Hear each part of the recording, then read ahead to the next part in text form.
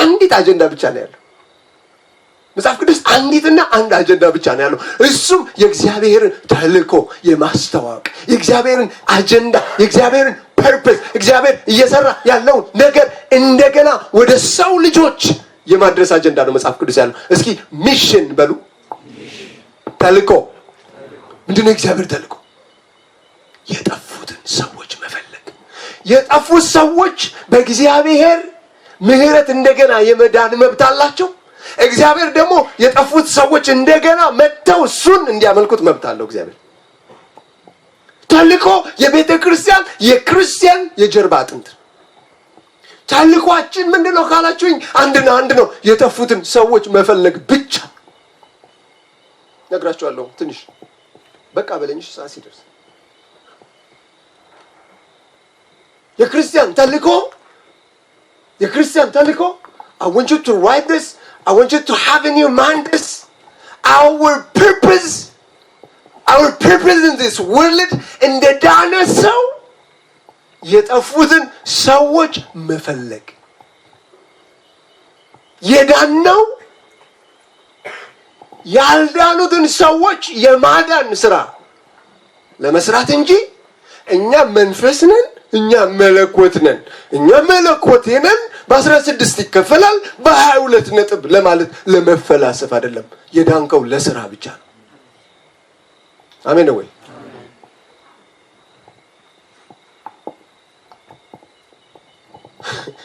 ፕሮስፔሪቲ ጎስፔል የሚባል መጥቷል አሉ ሲባል ላይ ነካረካ እናደርጋለን።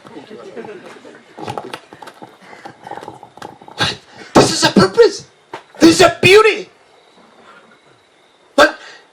ይሄ ፐርፐስ ያንተ ፐርፐስ ሲሆን የምታንገዳግድህ ኃጢአት ቦታ አይኖራትም። ምክንያቱም ከኃጢአቱ ፐርፐስ ይልቅ የምትኖርለት ፐርፐስ ትልቅ ነው።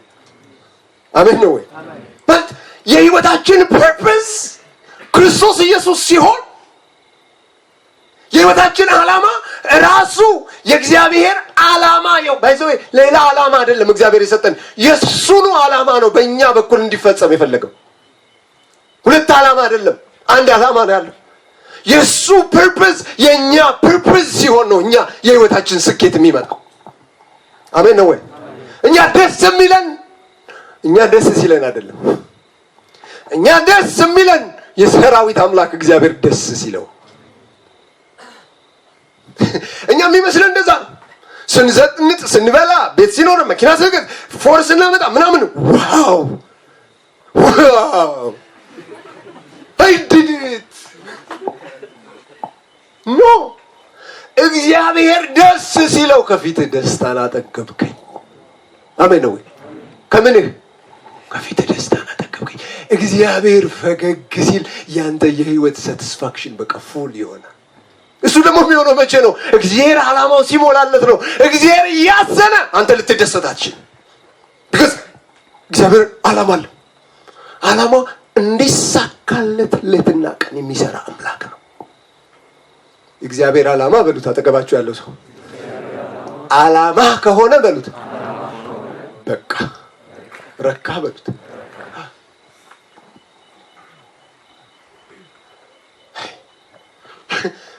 እየተከታተለ እስከ ምዕራፍ 11 ድረስ መጥተናል። ባይዘው ምዕራፍ 9 እና ምዕራፍ 10 ላይ ሰዎቹ እንደዚህ ነው ያሉት። በጣም ደግሞ የበለጠ ከፍተኛውን ኃጢአት ለመስራት ሲጣጣሩ ማለት ነው። ኑ ወደ እግዚአብሔር ወደ ሰማይ የሚደርስ እንስራ። do you think ፎቅ ኢንቴንሽናቸው ምንድነው? ማንን መሆን ነው? ራሱ እግዚአብሔር። ሰይጣንም ሰውም የወደቀው ባይዘው በተመሳሳይ ኃጢአት ነው። ይገርመኛል። ሰይጣን በወደቀበት ኃጢአት ነው ባይዘው የመተው ሰዎችን የጣላቸው። ሌላ ኃጢአት ፈጥሮ አይደለም። እሱ በሉል መሰላል ዙፋኔን ከፍ ከፍ አደረጋል አንተ ማጠቅም ነህ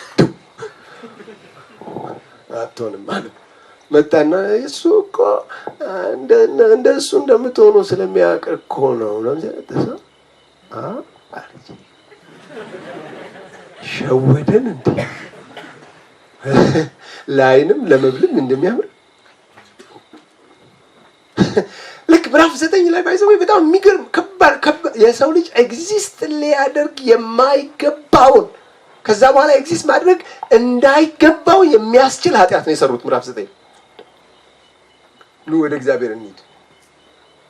እግዚአብሔር ቸራል እንዲያል አይሆንም ማለት አንድ ቋንቋ አንድ ህዝብ ናቸው በአንድ ቦታ ነው የሚኖሩት ስለዚህ የሚከለክላቸው ስለሌለ ኑ እንሂድና ምን እንበል ያለኛ ፍቃድ ነው ባይዘው የመጣው እንደገና ያዳነን እግዚአብሔር ባይዘው እዛ ጋር አድኖናል አላዳነንም ዝም ቢለን ኖሮ ምን ይሆን ነበር ቅምቅም አባቶቻችንን ዝም ቢላቸው ኖሮ ዝም ብሎ ቢያያቸው እግዚአብሔር መቼም ዙፋኑን መቼም ሄደው አይገረሰሱት አይደል ዝም ቢላቸው እንደው እስቲ ሰው ነገር ተጸጽቶ ያውቃል ባይዘው እግዚአብሔር በሰው ሰውን በመፍጠሩ ምን አደረገን ይላል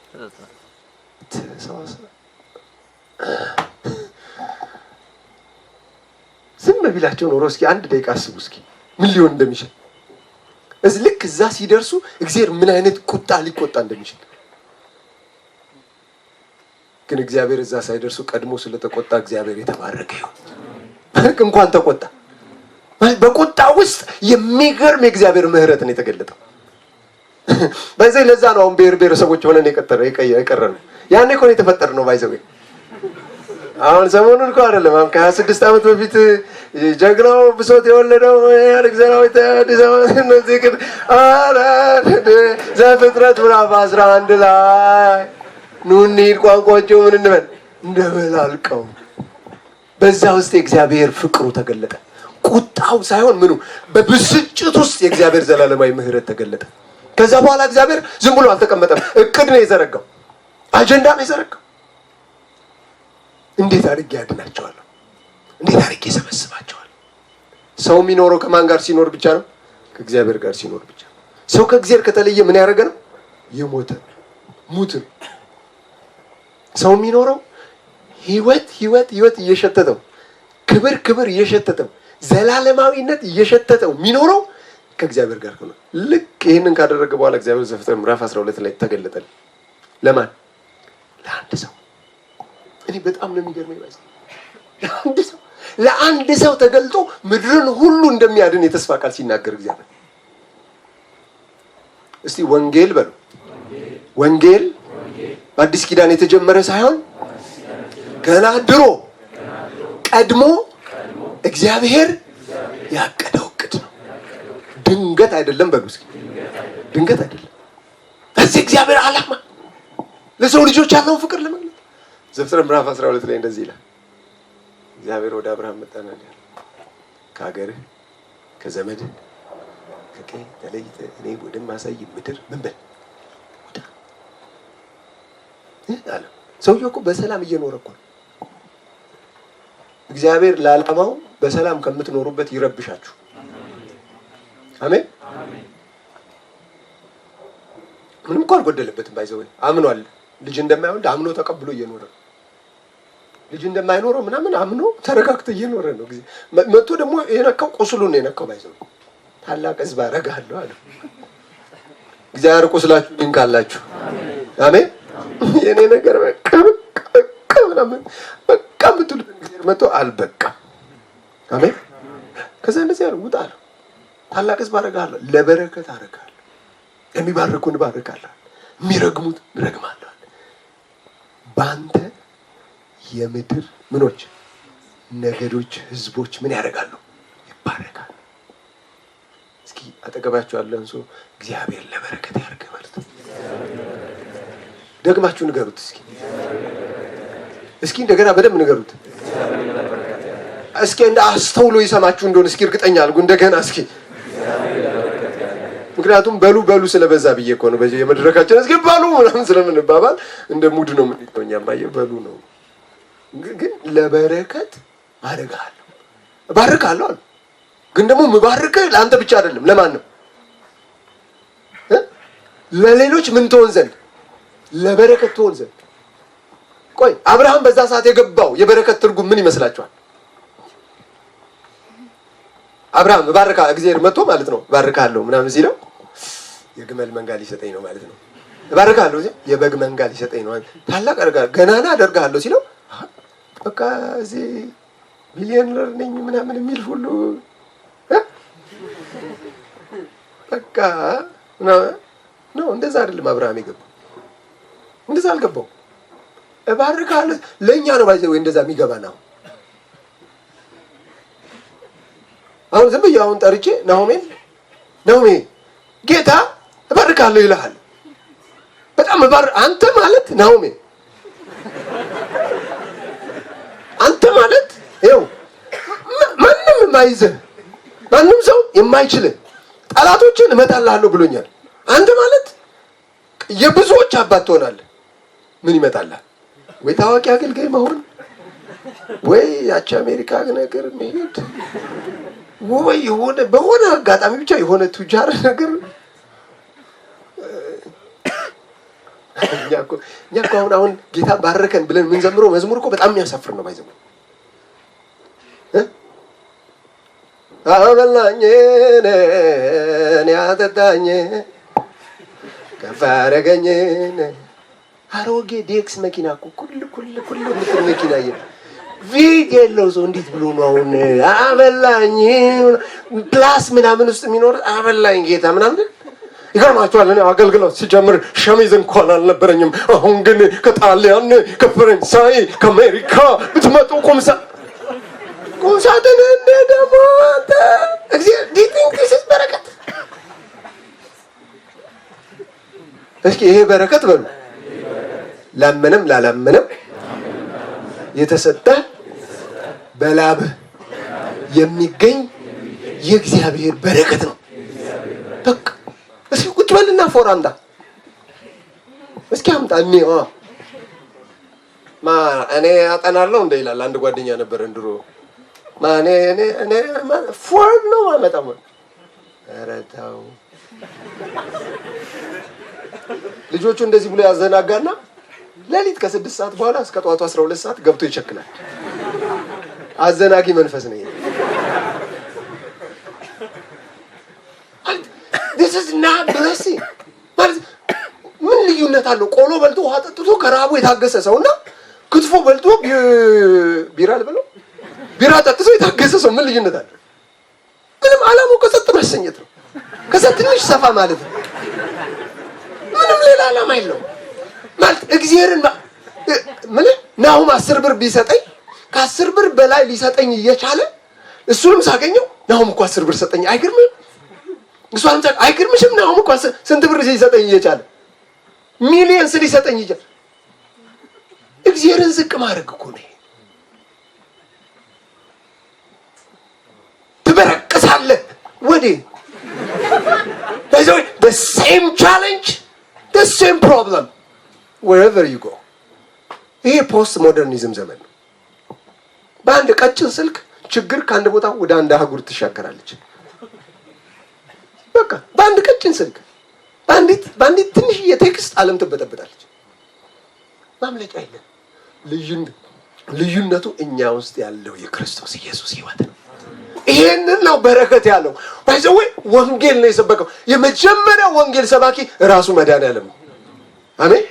ራሱ እኮ ነው እንደዚህ ያለ ባርካለሁ፣ ገና አደርጋለሁ፣ ትልቅ ሰው አደርጋለሁ። ባይዘው ያንተ ቤት በወርቅ ይነጠፋል ምናምን አላለው። ሰውየው ባርካለሁ ካለው በኋላ 25 ዓመት የመከራ ዘመን አሳለፈ።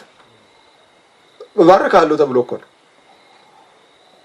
ባርካለሁ ደግሞ እኮ በትርጉም አይደለም የተነገረው። ባይዘው በቀጥታ በራሱ በእግዚአብሔር ነው የተነገረው። ግራ እንዳይገባ እቺ ሰውዬ ስታይ ሆነ እንደ ያኔ እንዳይ ራሱ እግዚአብሔር ነው መጥቶ አብርሃም ሲለው አቤት ወጣ እኔ ባርካለሁ ነው። አንተ ካልክ ማለት ወዴት እንደምትሄዱ ሳታውቁ እግዚአብሔር ወዳላችሁ ምድር ውጡ። አሜን። ሰውዬው ወዴት እንደሚሄድ ያውቅ አልካለው። አዎ በቃ እሺ ወጣው። ጎበዝ ሰብስብ እንውጣ ቻው። 25 ዓመት ከዛ የሆነ ቦታ ላይ ተንገዳገደ። ኤሌዘር ሊወርሰኝ ነው። በቃ እንደው ዝም ብለህ እስማኤልን እንደው ብቻን ብታረግጅህን እስማኤል ላይ እንደው ዝም ብለህ እኔ ኤልሻዳይ ነኝ፣ ዋጋ እኔ ራሴ ነኝ ነው አለ። እሺ ጠብቀኝ። እኔ እግዚአብሔር ደስ ይለኛል። ይሄን ነው ወንጌል የሚለው መጽሐፍ ገላትያ ምዕራፍ 3 ቁጥር 8 ይሄን ነው ወንጌል የሚለው። እንደዚህ ነው የሚለው። በደምብ ስሙ። የመጨረሻውን ፍሬዝ ያዙ። የምድር ነገዶች ሁሉ በአንተ ምን ይላሉ? የምድር ነገዶች ሁሉ በአንተ ምን ይላሉ? ይሄንን ፍሬዝ ይዞ ይሄድና አሕዛብ በእምነት እንደሚድኑ አውቆ ማነው አዋቂው? እግዚአብሔር። አሕዛብ ማለት እኛ ጴንጤዎች የምንጠራው አይደለም። አሕዛብ ማለት ህዝብ ማለት ነው። አሜን። እሺ እኛም አሕዛብ ነን። እሺ አሕዛብ ነን። እኛ በጣም አሕዛብ ነን። እንደውም በጣም አሕዛብ ነን። እኛ ህዝቦች ነን። እኛ እንደውም 86 ብሔር ያለበትማ በጣም አሕዛብ ነን። ስለዚህ ህዝቦች ማለት ነው። ህዝቦች ሁሉ በእምነት እንደሚድኑ አውቆ አስቀድሞ መቼ? አስቀድሞ እግዚአብሔር። ሰባኪው ማን ነው? እግዚአብሔር ለአብርሃም ምን ሰበከው? እስቲ ወንጌል በሉ። ይሄ ነው ወንጌል። ሰው እግዚአብሔር በዘመናት መካከል ይሄንን ነው እየሰራ ያለው።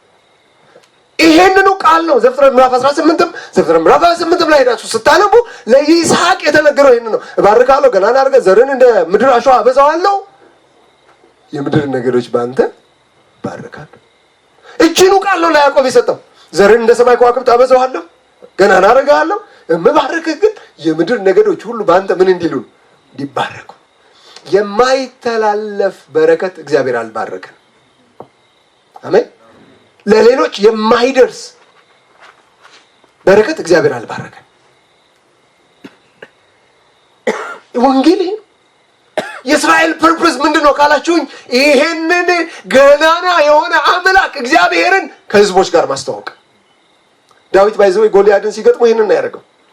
ዛሬ በእስራኤል እውነተኛ አምላክ እንዳለ ይታወቅ ዘንድ አንገትህን አነሳለሁ። ምንም አይደል። ታውቃለህ? እሰይ ማለት አባታችን እንዴት እንዳሳደገን አታውቅም? ኤልያብን ታውቃለህ? ታውቃለህ? ኤልያብ ማለት እኮ የቤቱ የመጀመሪያ ልጅ ነው። እኛ ቤት ውስጥ ወንድ ታላቅ ወንድሜ ነው። ባይዘው የዚህ የእስራኤል ጦር ጀነራል ታላቅ ወንድሜ ነው አላለም። እሰይን ታውቃለህ? እሰይ ማለት እኛ እንዴት እንዳሳደገን ሰምተሃል? አልሰማህማ? ለዛ እኮ ዝም ብለህ እመታዋለሁ ስልህ ዝም ብዬ መስሎህ አለ። እስኪ ልብስ ልበስ ብሎ ሲሞክሩ የንጉሱ ልብስ ሲሰጠው እግሩን ማንሳት የቻለ አይመስለኝም። ቢያብላቴ ነው ብረት ብቻ ነው። አሁንም አይኔ የጦር መሳሪያ እዛችን የጦር መሳሪያ ይዞ ሄዶ ደግሞ ፋኖ አላለም። አይዘው ፋኖ አለ ዛራ እኔ ዋዱ እትተብረት ጀግና ወረደው አንበሳ እነብሩ ያኛው ነው እንደዚህ ያለው። እናት እቦጫጭቃለሁ፣ ላሞራ ሰጣለሁ፣ አንተ እኔ ውሻ ነኝ ወንጭፍ ይዘብኝ ብትወጣው ግጥጥ። እቺ ዝም ነው ያለችው። ጨረስክ። ባይዘው የአንተ ጦርነት ከእስራኤል ጋር አይደለም። የተገዳደልከው የማንን አምላክ ነው? አንተ እኮ ችግርህ ከአምላክ ጋር ነው። ስለዚህ እውነተኛ አምላክ እንዳለ ይታወቅ ዘንድ ዛሬ አንገትህን አነሳለሁ። የኛ ቤተሰብ ይታወቅ ዘንድ አይደለም። እኔ ዛሬ የመጣሁት እናንተ የምትኖሩት እናንተ እንድትታወቁ ሳይሆን የሰራዊት ጌታ እግዚአብሔር በእናንተ ይታወቅ ዘንድ ነው። የእናንተ መኖራችሁም መሞታችሁም ላይታወቅ ይችላል፣ ግን በእናንተ ህይወት ውስጥ እግዚአብሔር እንዳለ ይታወቅ ዘንድ ግቢ ውስጥ ያሉ ልጆች እግዚአብሔር ኤግዚስት እንደሚያደርግ እግዚአብሔር ሰዎችን ሁሉ እንደሚወድ በእናንተ ትንሽዬ እድሜ ትልቁ አምላክ እግዚአብሔር ይታይ ዘንድ that's the purpose። ከዛ በኋላ ይሄው ነው የቀጠለው። ለእስራኤል የተሰጠው እድል ሁሉ ተሰጣት። እስራኤል አልተሳካላትም። እግዚአብሔር የማስተዋወቅ እድሉ አልሞላላትም። ጊዜ ስለሌለ ትቼዋለሁ። ኢየሱስ ክርስቶስም የመጣው ለዚህ ነው። የጨረስኩ ኢየሱስ ክርስቶስም የመጣው ለዚህ ነው። ሌላ ምንም ዓላማ የለም።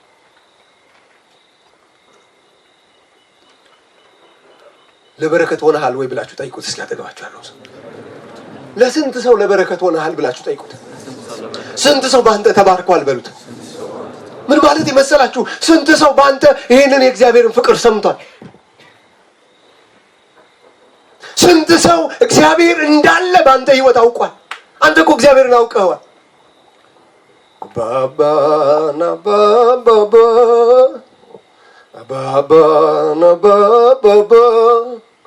የልጅ ጩኸት ስማ እያልን እኮ ነው ያደግነው። ቀረብ ብለን ወደ እግዚአብሔር ማለት ኦልሬዲ እኛና እግዚአብሔር እኮ እንተዋወቃለን። እስኪ ወድሃለሁ በለኝ ጌታ ወይ ደስ ይላል ባይዘ ወይ እግዚአብሔር ወድሃለሁ ማለት I love that እዚህ ሲከፋኝ እንደዛ ሲወድሃለሁ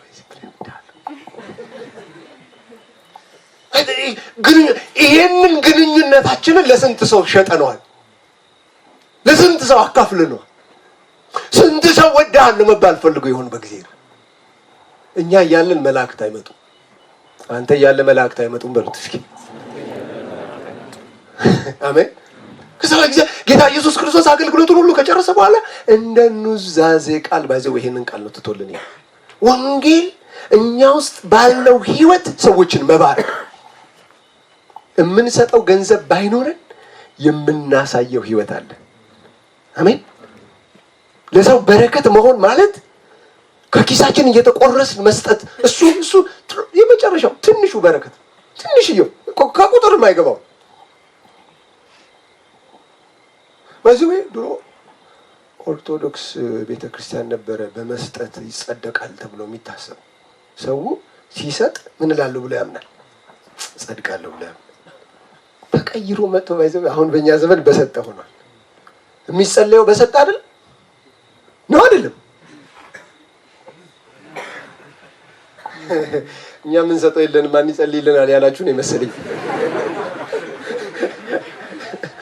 ነውኮ 10 ሺህ ብር ያዛችሁ በዚህ የሆነ ሺህ ብር ያዛችሁ በዚህ 10 ብር ያዛችሁ ወደ ቤታችሁ ታሰ አባለው አሁን እስኪ አስበው እኔ ምን የመሰለ ረብጣ ብር ይዤ መጥቼ እዚህ ጋር ቆሜ አንድ ሺህ ብር ዛጋ እየቆጠር ነብዩ ሚያይ ይመስላል ሰው ጊዜ ይሻማል ምናምን ነገር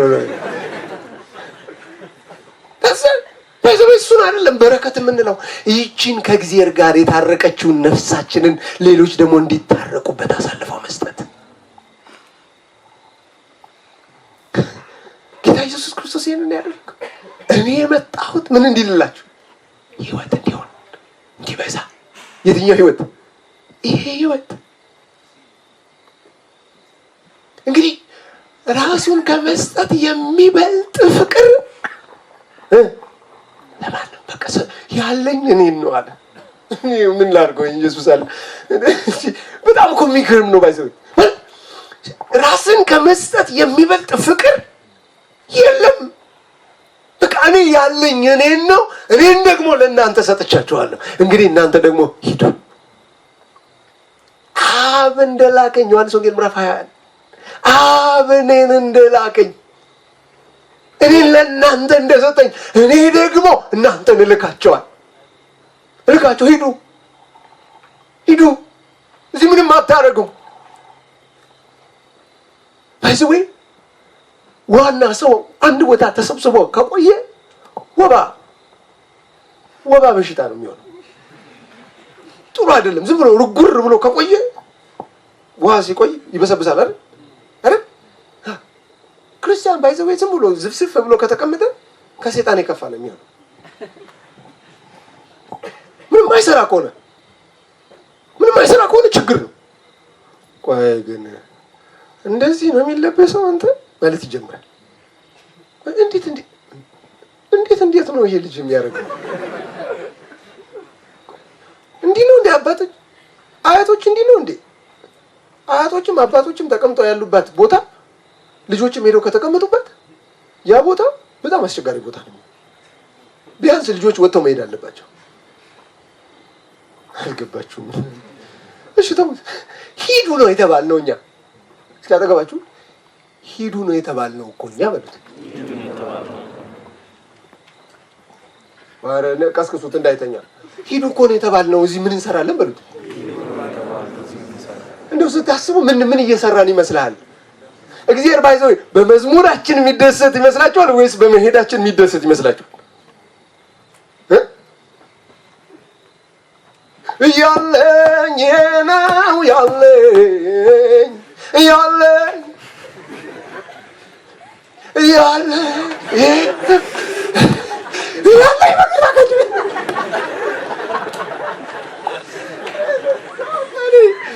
እዚህ በቃ እሱ በሉ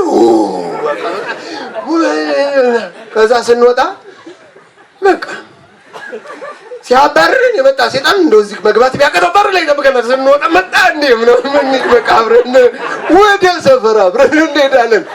በጌታ በኢየሱስም ይሄ ዘመን የመሄድ ዘመን ይሁንልን። አሜን።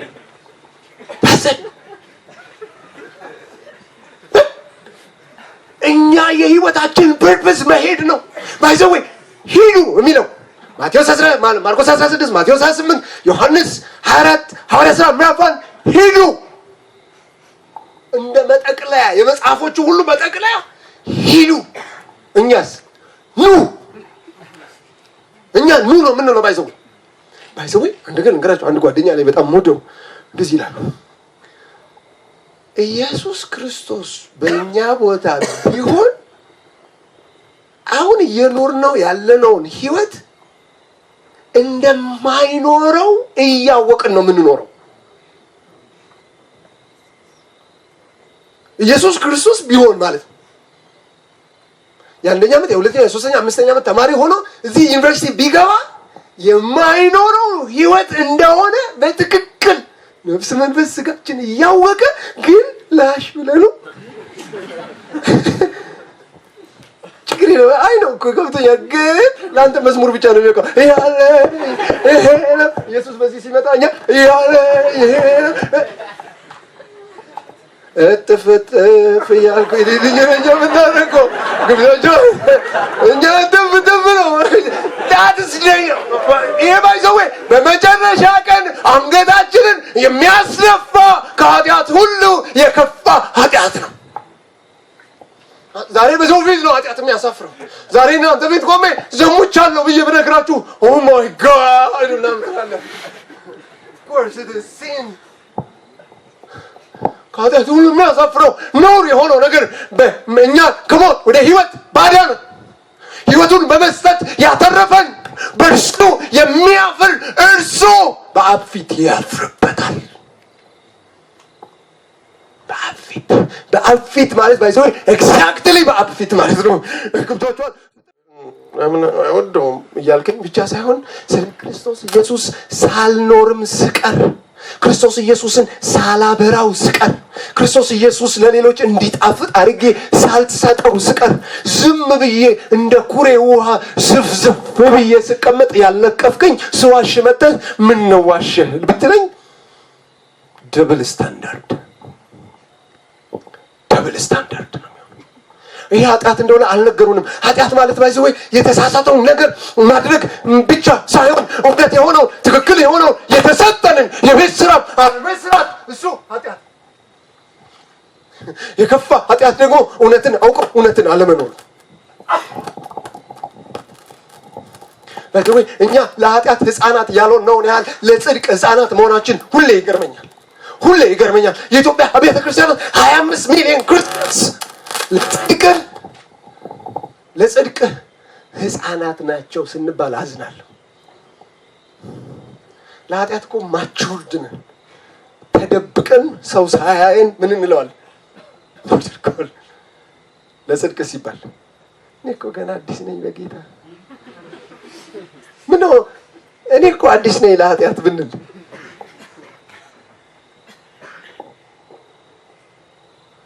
this is a purpose ባይዘው መንፈስ ቅዱስ በመጨረሻ በእናንተ ላይ ይወርዳል የተባለው ቃል ለዚህ ፐርፐዝ ነው።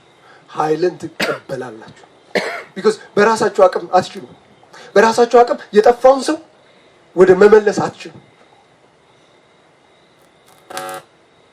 የጠፋውን ሰው በእኛ እውቀት፣ በእኛ እንጥልቅ፣ በእኛ ገንዘብ፣ በእኛ ዕድሜ፣ በእኛ ምናምን አይቻልም።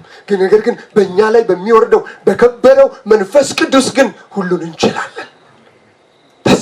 የመንፈስ ቅዱስ ፐርፐስ በቤተ ክርስቲያን አክቲቭ መሆን መቻል አለበት። መንፈስ ቅዱስ ባይሰው ቸርች ውስጥ ቦታ ለመያዝ የመጣ የእግዚአብሔር አካል አይደለም። ስራ ሊሰራ የመጣ መለኮት ነው። እሱ ስራ አለው። እሱ ቦታ ለመያዝ አይደለም የመጣው። ልክ እንደዚህ ፑልፒት የሆነ ቦታ አጥሮ ለማቆም አይደለም መንፈስ ቅዱስ የመጣው። እያንዳንዳችን ውስጥ የገባበት አንድ ዓላማ አለ። እያንዳንዳችን ውስጥ የሚኖርበት አንድ አጀንዳ አለ። እርሱም የናዝሬቱን ኢየሱስ ክርስቶስን በዚህ በደከመ ኃጢአተኛ በሆነ ማንነት ውስጥ እያጎላው ክርስቶስ ኢየሱስን ለመግለጥ ነው። መንፈስ ቅዱስ ሰለብሬት የምናደርገው አይደለም። መንፈስ ቅዱስ በእኛ ውስጥ ሆኖ የእግዚአብሔርን አጀንዳ የሚኖር ራሱ እግዚአብሔር ነው። መጣ የሚባል አይደለም። ሁልጊዜ እናንተ የመንፈሱ ማደሪያ ቤተ መቅደስ ናችሁ። የማን? የእግዚአብሔር መንፈስ። እግዚአብሔር መንፈስ እዚህ ውስጥ አክቲቭሊ የሚኖር ከሆነ እንዴት ነው እችን ብቻ የምኖረው? አይበቃውም። This is the purpose of Holy Spirit. ለማስተማር፣ ለመምከር፣ ለመገሰጽ፣ ለመምራት። ቆይ ቡዳ መንፈሱ መውጣቱ ነው የሚያስጮኸው ወይስ ሰውየው መምጣቱ ነው እንደ እርድ ያደርገን የሚገባው? እስኪ ንገሩኝ፣ በእናታችሁ ንገሩት። አጠገባችሁ ያለ ሰው ንገሩት። እስከዛ ውሃ አልጠጣም። የትኛው ነው? እኛ እናቴ የተወሰኑ ሰዎች አሉልን ለምን ባይዘው ፈልጉ የተባለውን ጸጋ እንድንጠላው ልታረጉ ነው። ቢሆንም ግን እንፈልገዋለን፣ አንለቀው፣ እናፍቁ። የቡዳ መንፈስ ያለው ይላል። ይሄ እኮ ይገርመኛል። ኢየሱስ ክርስቶስ do you think ጅልን የሚል አገልጋይ ዝም ብለህ እስኪ ሳሉት ኢየሱስ ወደ ቅፍርናሆም ሲሄዳው ምንድን ነው እንደዚህ ነው? እግዚአብሔር ልጅ አይደለም። ይህን ስላላመናችሁ ትቀጣላችሁ። ፈሪሳውያን አት የተለሰናችሁ መቃብሮች ናችሁ። በስልጣን ያስተምር ነበር። ከኃጢአተኞች ጋር ደግሞ ወዳጅ ነበር። ከኃጢአተኞች ጋር ከማን ጋር?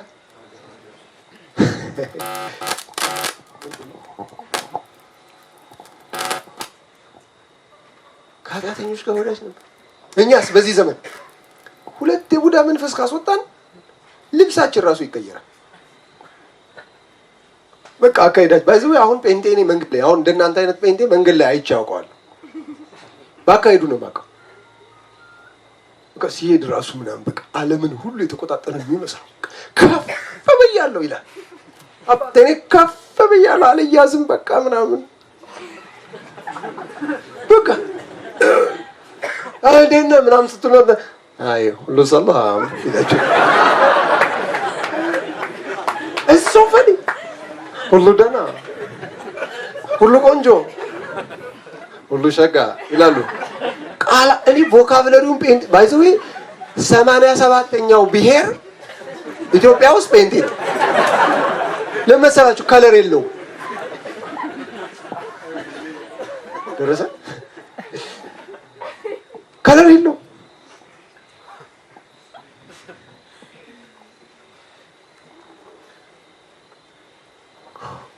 መንፈስ ቅዱስ እኮ ባይዘው ሁላችንም ውስጥ የፍቅር እግዚአብሔር ነው። ለምንድን ነው ከኛ ጋር የሚሆነው? አጋንንትን ለማስወጣት፣ ደዌያን ለመፈወስ፣ የእግዚአብሔር መንግስት የምስራች ለመናገር። that's a goal, that's a purpose, nothing more. የተቀባ የተለቀለቀ የሚባል ነገር የለም። እኔ ለሞት እንደዛ ቢኖርኛ ላይ አይቀባንም ነበር። የለም ሞት የለም። እናንተ ሁላችሁ ከቅባቱ የተማራችሁ ናችሁ። ስንቶቻችሁ በመጨረሻ በስጋ ለባሽ ሁሉ ላይ መንፈስ ምን ያደርጋል? እኛ እንታመም ምናምን አትበል ለእንክት ባይዘው አንዱ የፌሎሺፕ አሁንም እያሰጋኝ ያለው ኢትዮጵያ ውስጥ ያለው የተማሪ ሙቭመንት ድንገት ዳይቨርት እየፈራው እኛ እንታመምም እኛ እንቸገርም በባስ እኮ እየተጋፋ እየሄደ ነው። አንቸገርም ነው አንታመምም እኮ ጉንፋን ይዞ እኮ ትክትክ እኮ አጠገባቸው ያለውን ሰው እንደ ማንኛውም ሰው እንቸገራለን በሉት። ልዩነቱ በሉት በእኛ ውስጥ ያለው የዓለም ብርሃን ናችሁ ያለን ዓላማውን ያካፈለን እሱ ከኛ ጋር መሆኑ ነው በሉት። እግዚአብሔርን እየመሰሉ ሊኖሩ የሚወዱ ሁሉ ስለ ስሙ ይሰደዳሉ፣ እንደ ወርቅም ይፈተናሉ፣ በመጨረሻ ሁሉንም የዘላለም ሕይወት ይወርሳሉ። ስለዚህ በእሳት ውስጥ ነው የምታልፉት። ስራችሁ እንደው ታውቃላችሁ፣ እየዘመርን ወንጌል መናገር እንጸልያለን። የምንጸልየው የእግዚአብሔር መንግስት በግቢያችን እንድትሰፋ እንሰብካለን። የምንሰብከው ክርስቶስ ኢየሱስ እንዲታይ እንማራለን። ፎር እናመጣለን። የኛ ፎር ማምጣት አይደለም፣ በእኛ ውስጥ የሚሰራው ከፎር የሚበልጠው የናዝሬቱ ኢየሱስ ክርስቶስ ገኖ ይታይ ዘንድ። በዚህ ሩቅ አገር ለመሄድ አታስቡ። ይህን ወንጌል ለመናገር ሩቅ አገር ሳይሆን አርቃችሁ ያስቀመጣችኋቸው የዶርም ጓደኞቻችሁ ጋር ጠጋ በሉ። በዓለማችን ላይ 3 ቢሊየን ኢንዲቪዥዋልስ እስከ ዛሬ ወንጌል ሰምተው አያውቁም። ኢትዮጵያ ውስጥ 30 የሚሆኑ ብሔሮች እስካሁን ድረስ ወንጌል ሰምተው አያውቁም። አንዳንዶቹ ኢየሱስ የሚባል ስም ሰምተው አያውቁም። እናንተ ግቢ ውስጥ ስንት ናችሁ? ስንት ሺህ ነው ወንጌል ሳይሰማ ሳይቀበል በስነ ስርዓት ሳይገባው እየኖረ ያለው? እግዚአብሔር እዚህ ግቢ ያመጣችሁ ሩቅ አገር እያሰባችሁ እንድትኖሩ አይደለም። ኦፍ ኮርስ እግዚአብሔር ወዳሰበላችሁ ምድር ሁሉ ትሄዳላችሁ። ነገር ግን ዛሬን እግዚአብሔር እዚህ ግቢ ውስጥ ያስቀመጣችሁ ዛሬ ብርሃን እንድትሆኑ፣ ዛሬ ጨው እንድትሆኑ ነው። ዛሬ ጨውና ብርሃን ካልሆናችሁ እነዚህ ሰዎች ነገ ያመልጧቸዋል፣ አታገኟቸው። ዛሬ በክርስቶስ ኢየሱስ ያለማፈራችሁ ማሳያ የሚሆነው ዶርማችሁ ውስጥ ያሉ ሰዎች ናቸው። ልቀደስ ይሄ ሁሉ ሰው በጣም ብዙ ነው። ባይዘው ብዙ ሰው ነው ያለው። ይሄንን ሁሉ ሰው እስኪ እንደ አምፖል ቁጠሩት። አሁን ከዚህ ስትሄዱ አንድ ጧፍ እያበራችሁ ብትሄዱ መንገዱ በሙሉ ምን ይሆናል? ብርሃን ይሆናል አይደል? እስኪ አስቡት። እያንዳንዳችሁ ዶርማችሁ ውስጥ ብርሃን ብትሆኑ እስኪ አስቡት። እግዚአብሔር እኮ የሚሰራው ይሄንን ነው። ባይዘው በእናንተ አጋንንት ጮኸው ይወጣሉ፣ በእናንተ ድውያን ይፈወሳሉ፣ በእናንተ ሰላማቸው የተደፈረሰ ሰዎች ሰላም ያገኛሉ። ቢኮዝ ስራው የእናንተ አይደለም፣ ስራው የማን ነው? ስለዚህ ከእናንተ ጋር አብሮ ይሰራል እግዚአብሔር። አሜን። ስንት ሰው መጨመር ታስባላችሁ በዚህ ዓመት? ስንት ሰው በዚህ ግቢ ውስጥ ይድናል? ባይዘው መላእክት ደስ የሚላቸው ደስታችን ተናግሬ ልጨርስ። ሰው ወንጌልን ሲናገር መላእክት ይቀናሉ። ምን ነው ለኛ ቢሰጠን ይስራ። ልክ አንድ መልአክ ከሰማይ ቢወርድ ስንት ደቂቃ ይፈጅበታል? ወንጌል ለመናገር ስንት ደቂቃ ይፈጅበታል? ትቀበላለህ አትቀበልም? ቢኮዝ እግዚአብሔርን በማንነቱ ያውቁታል። የሚያንገበግባቸው እኮ እሱ ነው። እግዚአብሔርን ስለሚያውቁት ዝም ማለት አይችሉም። ትዝ አላችሁም ገብርኤል ብልጭ ያለበት ጊዜ? አንተ እኔ ማለት እኮ በእግዚአብሔር ፊት የምቆመው ገብርኤል ነኝ፣ ይህን ስላላመንክ እስኪፈጸም ድረስ ዲዳ ትሆናለህ። ጨረሰ። አስቡ። እኔ ምን እንደማስብ ታውቃላችሁ? እኛ ወንጌል ለመናገር ስንሄድ የመላእክት ጥበቃ ራሱ በጣም ብዙ ይመስለኝ፣ ልክ የሚቋምጡ ይመስለኝ። ወይ ሄደ የጠፋውን የእግዚአብሔር ልጅ ሊያመጣ ሄደ። ታድለው ዛሬ ወደ እግዚአብሔር ቤት የሚጨምር የጠፋ እግዚአብሔር የናፈቀው ልጅ ሊመጣ። ኳስ ሲገባ ለምንድን ነው የምትጮህ? ተመካክራችሁ ነው እንደምትጮህ ምትልት? ልክ እንደዚህ ይመስለኛል። ወደ ሰውየው ጠጋ ብላችሁ ህይወታችሁን አሳይታችሁ ሰውየው በክርስቶስ ኢየሱስ በማመን ኢየሱስ አንተ ለኔ አባቴና አምላኬ ነህ። ሰማይ ሰማይ እንዲህ በእልልታ ምናምን እንዳይመስል፣ እኔ ብቻ የሆነ ረብሻ የሚነሳ ይመስል። ይህ በቃ እኮ ማለት እግዚአብሔር ደስ ሲለው እነሱ እንዴት ደስ እንደሚላቸው አስብ። በዳነው ሰው እንደዛ ከተደሰቱ የደህንነት ኤጀንት በሆነው ሰውማ ሁልጊዜ ነው የሚጠብቁት። እንዳትነቃ እነሱ እኮ ማለት ትቀልዳለህ። አሁን እኮ የማይጠብቁን ስራ ስለሌለን ነው።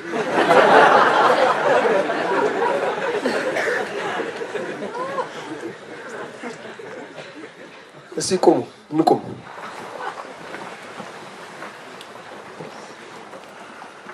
የህይወታችን ዓላማ የራሱ የእግዚአብሔር ዓላማ ነው። አሜን። የኛ ህይወት ዓላማ የማን ዓላማ ነው? እሱም ደግሞ ምንድን ነው? ሰዎችን ሁሉ ምን ማድረግ? ለእግዚአብሔር መንግስት ማምጣት።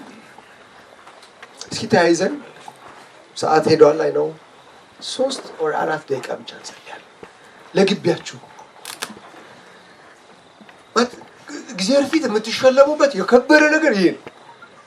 እግዚአብሔር ፊት በቃ ማለት ሰማይ ሁሉ እየጮኸ ሰማይ ሁሉ በቃ እየተገረመ ፍጥረት ሁሉ እየተገረመ እግዚአብሔር አብ ደስ እያለው አንተ በሰው ፊት ስላላፈርክብኝ አንተ መልካም ትጉ ባሪያ ሆይ ወደ ተዘጋጀልህ ክብር ግባ ምንባልበት ትልቁ ስራ ይሄ ነው። ይህን ስራ ለመስራት ደግሞ ከሁሉ በላይ የሆነውን መንፈስ ቅዱስን እግዚአብሔር ሰጥቶናል። ምንም ሌላ ተጨማሪ ኃይል የማያስፈልግ ፍጥረትን ሁሉ የፈጠረ ዲያብሎስን የቀጣ የናዝሬቱ ኢየሱስ ክርስቶስ ስልጣን በሰማይና በምድር ተሰጠኝ። እንግዲህ እኔ እስከ ዓለም ፍጻሜ ድረስ ከእናንተ ጋር ነኝ። የት ዶርማችሁ ውስጥ፣ የት ሀገራችሁ ውስጥ፣ የት መንገድ ላይ፣ የት ስራ ቦታ፣ የት ስትማሩ፣ የት ስትታመሙ፣ የት ልትሞቱ ስትቃረቡ፣ የት ስትሞቱ እንኳን እኔ እስከ ዘላለም ድረስ ከእናንተ ጋር ነኝ። እንግዲህ ሂዱ